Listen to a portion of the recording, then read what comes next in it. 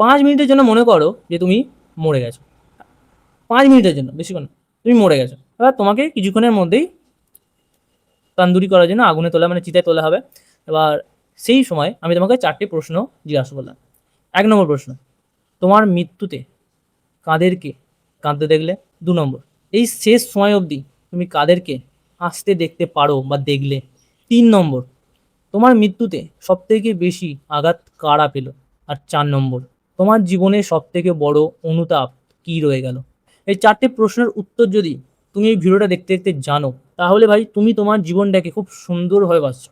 তুমি এই ভিডিওটাকে না দেখেই চলে যেতে পারো, কোনো অসুবিধা নেই। কিন্তু যারা এই 4টে প্রশ্নের উত্তর জানে না বা ভুল জানে, তারা অচেনা মানুষদের জন্য বেঁচে আছে।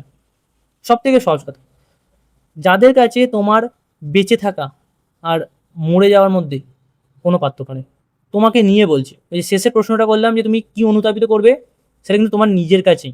বেঁচে থাকা এবং মরে যাওয়ার মধ্যে কোনো পার্থক্য নেই। কাদেরকে সবথেকে বেশি কাঁদতে দেখলে? কে শেষ যাত্রা পর্যন্ত এলো বা আশা করো আসবে? কারা সবথেকে বেশি আঘাত পেল? আর তোমার জীবনে সবথেকে বড় অনুতাপ কী? এই 4টে প্রশ্নের উত্তর ভালো করে খোঁজো। এবার চোখটাকে খোলো।